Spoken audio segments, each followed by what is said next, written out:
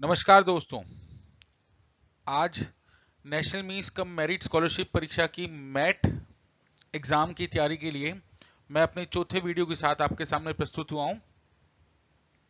आशा करता हूं कि आपको पहले 3 वीडियो अच्छे से समझ में आए होंगे और आपने मेरे टेलीग्राम चैनल से उन वीडियो से रिलेटेड अब तक जितने भी प्रश्न एग्जाम में आए हैं नेशनल मींस परीक्षा में, उन सबको डाउनलोड करके अच्छे से प्रैक्टिस की होगी। तो इसी कड़ी में मैं आज नया टॉपिक लेके आया हूं, दिशा संबंधी प्रश्न। दिशा से संबंधित कुछ प्रश्न आते हैं एग्जाम में। पिछले 2-3 साल के अगर आप पेपर का देखोगे तो आपको पता लगेगा कि इस पर बेस्ड 5 प्रश्न आते हैं। इस टॉपिक के ऊपर 5 प्रश्न आते हैं जो कि बहुत ही आसान होते हैं। तो चलिए आज हम इन प्रश्नों की प्रैक्टिस करते हैं। यदि आपको मेरा ये चैनल पसंद आ रहा है, मेरे बनाए गए वीडियो आपको पसंद आ रहे हैं, तो कृपया करके उनको लाइक कीजिए, शेयर कीजिए, ताकि वे 8वीं क्लास के ज़्यादा से ज़्यादा विद्यार्थियों तक पहुंच सकें और वो विद्यार्थी इस चीज़ का लाभ उठा सकें। अगर आपको इन टॉपिक से रिलेटेड प्रश्नों की ज़रूरत है या टेस्ट की ज़रूरत है तो आप मेरा टेलीग्राम चैनल ज्वाइन कर सकते हैं। मैं अपने टेलीग्राम चैनल का जो लिंक है वो कमेंट बॉक्स में डाल दूंगा। आप उससे उस टेलीग्राम चैनल को ज्वाइन कीजिए। वहां पर आपको पुराने सालों के पेपर और इस टॉपिक से रिलेटेड जितने भी प्रश्न बन सकते हैं वो सभी का आपको संग्रह मिल जाएगा। और इसके अलावा मैं टेस्ट भी ले रहा हूँ, साइंस के भी, एसएसटी के भी, मैथ्स के भी, वो भी आपको वहां पे चैनल पे मिल जाया करेंगे। क्योंकि अब हम इस चैप्टर के अंदर दिशा संबंधी प्रश्न पढ़ रहे हैं तो हमें दिशाओं का ज्ञान होना बहुत जरूरी है। तो उसके लिए ना आप अपनी कॉपी पे जब भी ऐसा कोई प्रश्न देखो ना तो इस तरीके से बना लिया करो। ये ऊपर की तरफ होती है उत्तर दिशा, नीचे की तरफ दक्षिण दिशा, इस दिशा को हम बोलेंगे पूर्व और यहां हम बोलेंगे पश्चिम। और उत्तर और पूर्व के बीच में जो दिशा होगी उसको बोलेंगे उत्तर पूर्व। दक्षिण और पूर्व के बीच में जो दिशा है इसको बोलेंगे दक्षिण पूर्व। और ऐसे ही दक्षिण और पश्चिम के बीच में दक्षिण पश्चिम।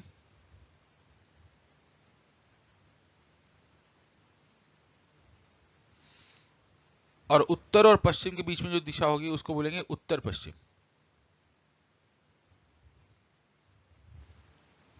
अगर आप ये बना लोगे डायग्राम तो प्रश्नों को हल करना बहुत आसान हो जाएगा। इसके अलावा आपको एक और चीज ध्यान रखनी है, पाइथागोरस प्रमेय। जो दिशा संबंधी प्रश्न है ना, उनको हल करने के लिए पाइथागोरस प्रमेय का भी उपयोग करना पड़ सकता है। कई प्रश्नों में, सभी प्रश्नों में नहीं, लेकिन कई प्रश्नों में पाइथागोरस प्रमेय का उपयोग करना पड़ सकता है। अब पाइथागोरस प्रमेय क्या होती है, आपको मालूम भी होगा ये चीज कि एक समकोण त्रिभुज है। समकोण त्रिभुज एक ऐसा त्रिभुज होगा जिसमें एक कोण 90 डिग्री का होता है। जैसे यहां पे आपको जो चित्र में दिखा रहा हूं, ये एक समकोण त्रिभुज है, इसमें कोण भी 90 डिग्री का है। समकोण त्रिभुज की जो सबसे बड़ी भुजा होती है ना, वो समकोण के बिल्कुल जो सामने वाली भुजा होती है उसको बोलते हैं। ये एसी जो भुजा है वो इसकी सबसे बड़ी भुजा है क्योंकि ये 90 डिग्री के सामने की भुजा है। इसको हम बोलते हैं कर्ण और इसको बोलते हैं आधार और इस भुजा को हम बोलते हैं लंब। समकोण त्रिभुज की भुजाओं को हम कर्ण, आधार और लंब से निरूपित करते हैं। पाइथागोरस प्रमेय क्या चीज कहती है अपने को कि जो सबसे बड़ी भुजा यानी कर्ण का वर्ग है वो बाकी दोनों भुजाओं के वर्गों के योगफल के बराबर होता है। यानी कर्ण का जो वर्ग है वो बाकी दोनों भुजाएं मतलब लंब और आधार, इनके वर्गों के योगफल के बराबर होता है। सबसे बड़ी भुजा का वर्ग बाकी दोनों भुजाओं के वर्गों के योगफल के बराबर होता है। इस प्रमेय को हम बोलते हैं पाइथागोरस प्रमेय। अब इस प्रमेय को उपयोग क्यों करते हैं? इस प्रमेय का उपयोग इसलिए करते हैं कि हो सकता है कि हमें इन 3 भुजाओं में से, जो लंब, आधार और कर्ण है, इन 3 भुजाओं में से किसी प्रश्न के अंदर 2 भुजाएं दी हो और आपसे तीसरी भुजा पूछ ले। फॉर एग्जाम्पल कि जैसे मान लो लंब दे दिया आपको 3 सेंटीमीटर, आधार दे दिया आपको 4 सेंटीमीटर, और वो आपसे पूछे कि बताओ करण कितना है। तो अब इस प्रमेय की हेल्प से, इस प्रमेय का उपयोग करते हुए हम ये करण ज्ञात कर सकते हैं। तो कैसे देखिएगा, तो आपको पता है कि करण का वर्ग लंब का वर्ग होगा 3 का वर्ग, आधार का वर्ग, आधार कितना दिया हुआ है आपको 4, तो 4 का वर्ग। अब आपको 3 का वर्ग मालूम है, 3 का वर्ग मतलब 3 को 3 से गुना करना, 3 का वर्ग होता है 9। ऐसे ही 4 का वर्ग, 4 का वर्ग होता है 4 को 4 से गुना करना, यानी ये कितना आ जाएगा 16, और 16 और 9 का जो योग होगा वो कितना होता है 25। अब ये जो 25 है ये किसका वर्ग होता है, ये होता है 5 का वर्ग। मतलब अगर आप 5 को 5 से गुना करेंगे तो आपको पता है 5 इंटू 5 कितना होता है 25, तो जो 25 होता है वो 5 का वर्ग होता है। अब आप देखिए कर्ण का जो वर्ग है वो 5 के वर्ग के बराबर है। इसका मतलब ये हुआ कि जो कर्ण है उसकी लंबाई कितनी है 5 सेंटीमीटर है। जो कर्ण है उसकी लंबाई कितनी है 5 सेंटीमीटर। तो अब आप देखिएगा कि आपको आधार दिया हुआ था, लंब दिया हुआ था, और उसकी हेल्प से हमने क्या ज्ञात किया, कर्ण ज्ञात किया। तो ये पाइथागोरस प्रमेय से हम 2 भुजाएं दी होंगी और आपको तीसरी भुजा ज्ञात करनी होगी। अब मैं आपको ये थोड़ा सा एक ट्रिक बताता हूं कि एक पाइथागोरस ट्रिक होती है 3 4 5, 5 12 13, 6 8 10, ये 3 ट्रिक्स आप याद कर लो। मतलब अगर लंब और आधार 3 और 4 हैं तो कर्ण कितना होगा 5। अगर लंब और आधार 5 और 12 हैं तो कर्ण कितना होगा 13। अगर लंब और आधार 6 और 8 है तो कर्ण कितना होगा 10। अगर आप ये याद कर ले तो ना, तो आपको ना ये पूरा जो ये निकालने की जरूरत नहीं है, पाइथागोरस प्रमेय अप्लाई करने की जरूरत नहीं है। ये जो ट्रिक है ये पाइथागोरस प्रमेय से ही बनी है। अगर आप इन ट्रिक को याद कर लेते हो तो डायरेक्टली आप क्वेश्चन में फटाफट लिख पाओगे कि अगर लंब 3 है आधार 4 है तो कर्ण कितना होगा 5 होगा। इससे आपका टाइम भी बचेगा, और टाइम तो बहुत जरूरी है इस पेपर को करने के लिए। इसलिए आप इन 3 ट्रिक को याद कर लो, लगभग सारे प्रश्न जो है वो इन 3 ट्रिक से हल हो जाते हैं। हाँ जी, तो देखिए पहला प्रश्न। अब ये प्रश्न करने से पहले मैं ना दिशाएं बना लेता हूं। मैंने आपको बताया भी था कि भाई आप सबसे पहले क्या किया करिए, दिशाएं बना लीजिएगा प्रश्न के अंदर। उत्तर, पूर्व, पश्चिम, दक्षिण। हाँ जी, वो कह रहा है रमेश अपने घर से 10 किलोमीटर उत्तर की तरफ जा रहा है। तो ये रमेश का घर है और रमेश उत्तर की तरफ गया, कितने किलोमीटर गया 10 किलोमीटर, और वो पहुंच गया यहां पे। स्टार्ट किया था उसने ए बिंदु से और अब वो वहां पहुंच गया बी बिंदु पर। अब कहता है कि वहां से वो 6 किलोमीटर दक्षिण की तरफ चलता है। उत्तर की तरफ तो ऊपर जाना हुआ, दक्षिण की तरफ नीचे जाना हुआ। इसका मतलब वापस उसी रोड के ऊपर या उसी दिशा में वापस आया, और कितनी दूरी तय की उसने 6 किलोमीटर। इसका मतलब वो 6 किलोमीटर दूरी तय करके कहां पहुंच गया, इस सी बिंदु पर पहुंच गया। अब वो कह रहा है कि इसके पश्चात वो 3 किलोमीटर पूर्व की ओर चला। इस सी बिंदु से अब वो कहां गया, 3 किलोमीटर पूर्व की ओर गया। अब वो पहुंच गया इस डी बिंदु पर। तो कह रहा है अब बताइए कि वो अपने घर से कितनी दूरी पर है। अब घर उसका ए बिंदु पर है और इस वक्त वो है डी बिंदु पर। तो डी और ए बिंदु के बीच की जो दूरी होगी यही उसकी घर की और उसकी अब जिस स्थान पर वो है उससे दूरी ज्ञात करनी है जो आपको। अब अगर आप ध्यान से देखो कि ये जो कोण बन रहा है, ये कोण बन रहा है 90 डिग्री का। इसका मतलब ये जो ए सी डी त्रिभुज है ये एक समकोण त्रिभुज है, और आपको ज्ञात क्या करना है 90 डिग्री की सम्मुख भुजा, यानी क्या ज्ञात करना है आपको, कर्ण ज्ञात करना है। अब आप देखिएगा इसका जो आधार है वो कितना आ गया 3। अब मुझे ये एसी भुजा ज्ञात करनी है। अब आपको पता है कि जो ए बी दूरी है वो कितनी है 10, बीसी दूरी कितनी है 6। तो जो एसी दूरी होगी वो 10 में से 6 माइनस करूंगा तो कितनी आ जाएगी 4 किलोमीटर। ये 4 किलोमीटर, ये 6 किलोमीटर, कुल मिला के कितना हो गया 10। और अब आपको ज्ञात क्या करना है इसके अंदर, ये कर्ण ज्ञात करना है। तो अब आप देखिएगा इसका आधार और इसका लंब 3 और 4 है, और अभी मैंने आपको पाइथागोरस ट्रिक बताई थी ना कि अगर एक दूरी 3 एक 4, तो जो करण होता है वो कितना होता है, 5 होता है। आपको ज्ञात करने की भी जरूरत नहीं है कि इसका जो करण होगा वो कितना होगा, 5 किलोमीटर। इसका मतलब जिस स्थान पर वो अब है उस स्थान से उसके घर की जो दूरी है वो कितनी है, 5 किलोमीटर है। अगला प्रश्न देखिएगा, कहता महेंद्र 30 किलोमीटर उत्तर की तरफ जाता है। फिर एक बार हम दिशाएं बना लेते हैं।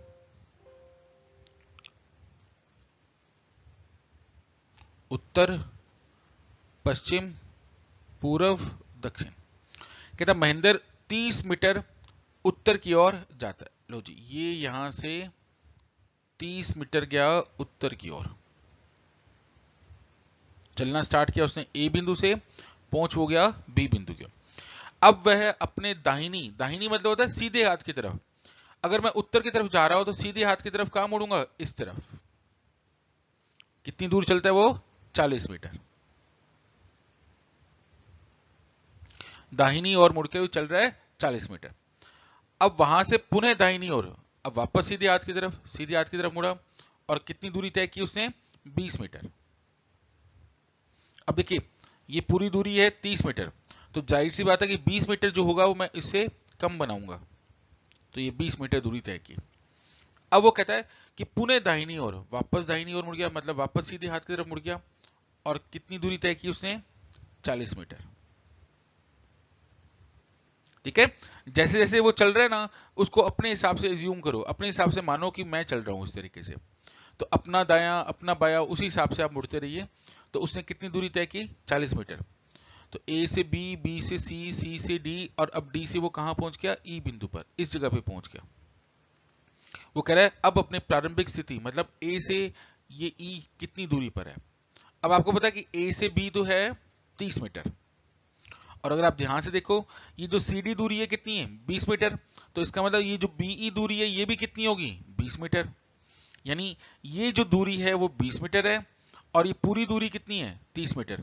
तो इसका मतलब ये जो दूरी है ए ई, ये 30 में से क्या करना पड़ेगा अपने को, ये 20 माइनस करना पड़ेगा। इसका मतलब ये दूरी कितनी है, 10 मीटर।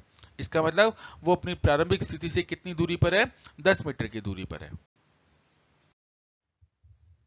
अगला प्रश्न है, गौरव अपने घर से 20 मीटर उत्तर की तरफ चलता है।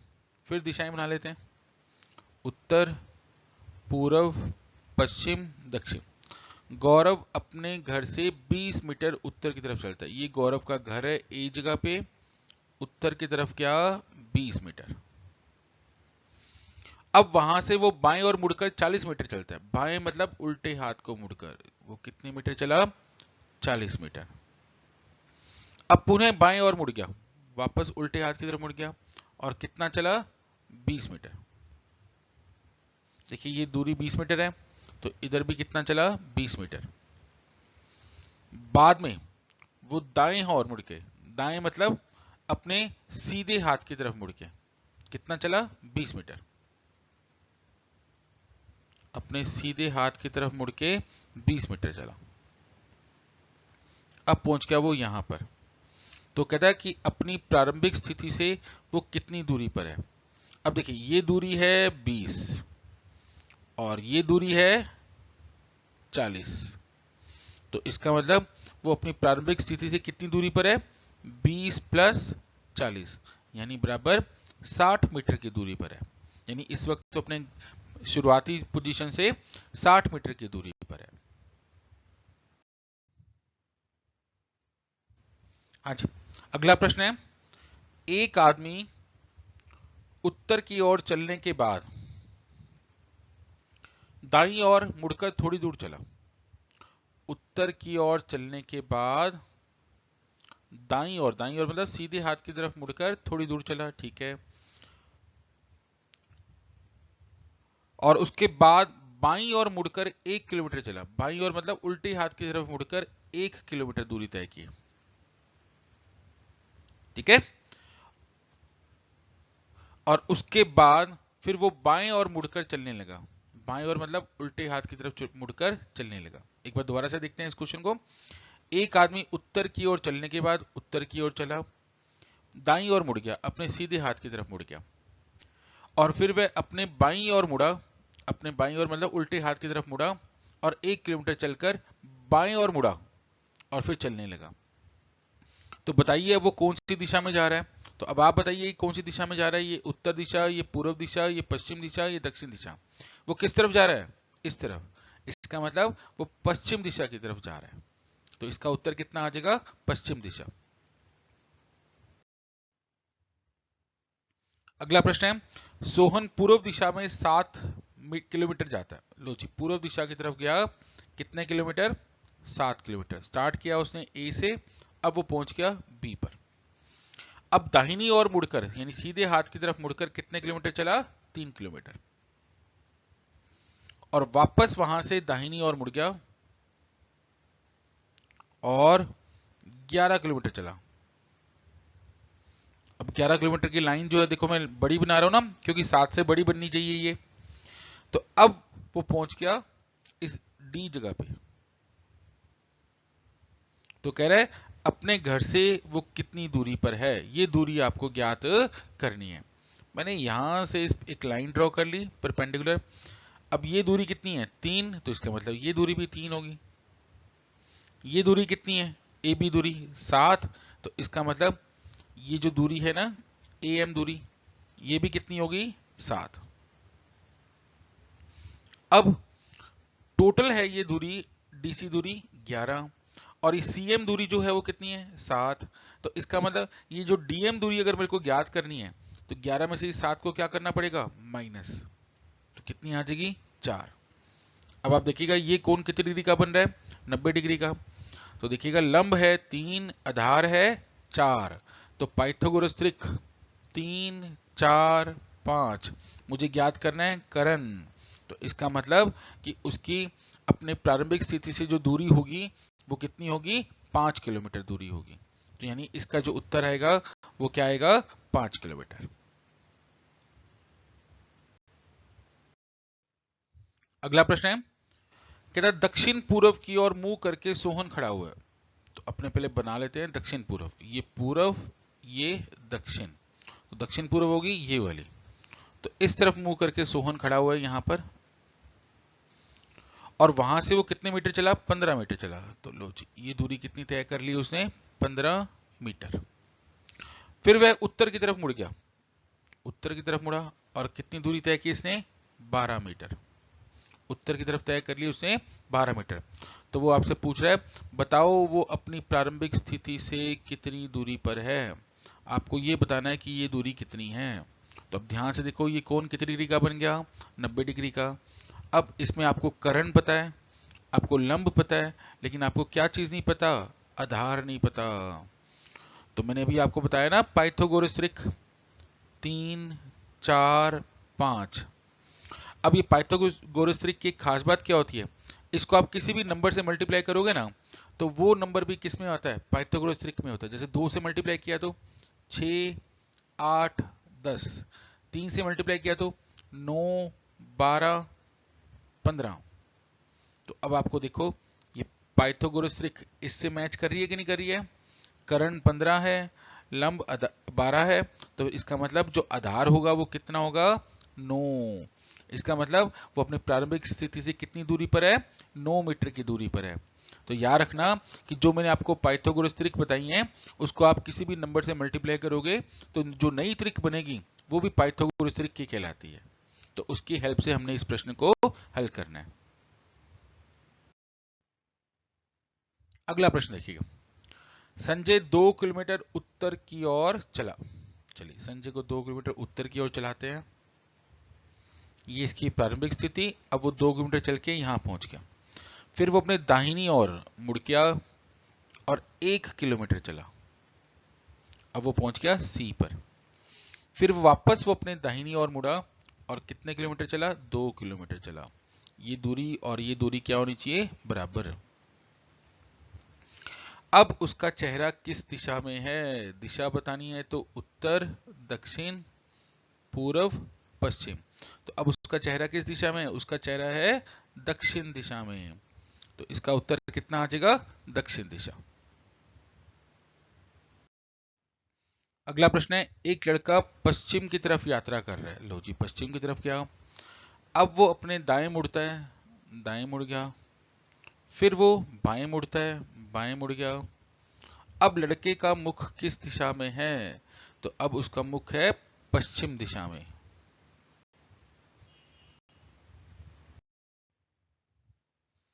प्रतिज्ञा दक्षिण दिशा में चलना शुरू करके 15 कदम चलती है। लो जी, दक्षिण दिशा में कितनी दूरी गई? 15 कदम। अब वो 2 बार अपने बाएं घूमी, बाएं मतलब उल्टे हाथ की तरफ घूमी, 2 बार घूमी बाएं, 15 यहां और फिर 15 वापस ऊपर की तरफ। तो बताओ वो अपने प्रारंभ वाले स्थान से कितनी दूरी है? ये इसका प्रारंभ वाला स्थान था, अब वो यहां पर है, तो वो कितनी दूरी पर है? 15 कदम की दूरी पर है। तो इसका आंसर आ जाएगा 15 स्टेप। राधा अपने घर से पूर्व दिशा की ओर मुख करके चली। चलिए, राधा का घर ये रहा, अपनी घर से पूर्व दिशा की ओर मुख करके चली। 5 किलोमीटर चलने के बाद दाएं मुड़ने के बाद 3 किलोमीटर चली। 5 किलोमीटर चलने के बाद दाएं मुड़ गई और फिर कितने किलोमीटर चली? 3 किलोमीटर। तो बताओ अब उसका घर स्वयं से किस दिशा में है? अब ये वो यहां पर है, उसका घर है इस दिशा में। तो अब चेक कर लेते हैं ये दिशा कौन सी है। ये उत्तर है, ये पश्चिम है। तो ये जो दिशा होती है ये होती है उत्तर पश्चिम दिशा। तो यानी उसका जो घर है वो किस दिशा में है? उत्तर पश्चिम दिशा में। एक व्यक्ति उत्तर पश्चिम दिशा की ओर मुंह करके खड़ा है। उत्तर पश्चिम, उत्तर पश्चिम होगी ये वाली दिशा, इस तरफ मुंह करके खड़ा है बेटा। और वो घड़ी की दिशा में, घड़ी कैसे चलती है? इस तरीके से घड़ी की दिशा में 180 डिग्री घूमता है। 180 डिग्री घूम के वो कहां आ जाएगा? यहां आ जाएगा। 180 डिग्री घूमना मतलब एक पूरी लाइन बनाना। आपको होता है ना कि एक सरल रेखा पे कोण कितनी डिग्री का होता है? 180 डिग्री का। तो इसका मतलब कि अब उसकी दिशा चेंज हो जाएगी, लेकिन वो रहेगा उसी लाइन पर ही। तो अब ये जो दिशा है ये दक्षिण है और ये पूर्व है। तो अब उसका मुख किस दिशा में है? दक्षिण पूर्व दिशा में होगा। सूर्योदय के समय सुरेश एक खंबे की तरफ मुंह करके खड़ा है। खंबे की छाया सुरेश के दाईं तरफ गिर रही है। तो बताइए सुरेश का मुंह किस दिशा में है? चलिए, तो अब आपको पता है कि भाई जो सूरज उगता है वो पूर्व दिशा में से उगता है, और कोई भी ऑब्जेक्ट है, कोई भी वस्तु है, तो उसकी जो परछाई बनेगी ना वो सूरज के विपरीत दिशा में बनती है। इसका मतलब अगर सूरज पूर्व दिशा में उग रहा है तो उसकी जो परछाई है वो कहां बनेगी? पश्चिम दिशा में बनेगी। सूरज है पूर्व दिशा में और परछाई बनेगी पश्चिम दिशा में। अब कह रहे हैं सुरेश एक खंबे की तरफ मुंह करके खड़ा है। चलिए, खंबे की तरफ मुंह करके खड़ा है, तो मान लो ये वो खंबा है और यहां सुरेश है, ठीक है। तो कह रहे खंबे की जो छाया है वो सुरेश के दाईं तरफ है। खंबे की तरफ मुंह करके खड़ा है और खंबे की जो छाया, छाया तो अब इस तरफ बनेगी, ये सुरेश का क्या होएगा? दायां तरफ होगा, ठीक है।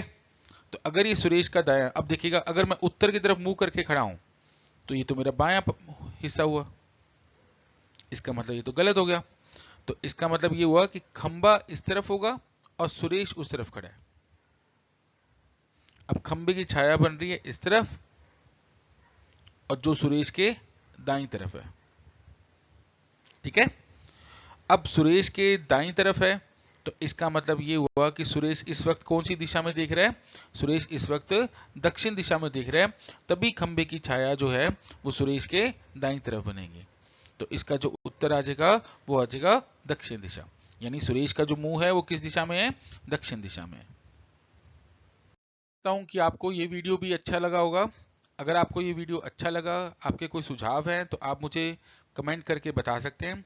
और अगर आपको ये वीडियो अच्छा लगा तो आप सभी ये वीडियो को लाइक करिए, शेयर करिए, ज़्यादा से ज़्यादा लोगों तक पहुंचाइए, ताकि सभी बच्चों को जो 8वीं क्लास में इस वक्त सरकारी विद्यालय में पढ़ रहे हैं उनको इसका लाभ प्राप्त हो सके। धन्यवाद।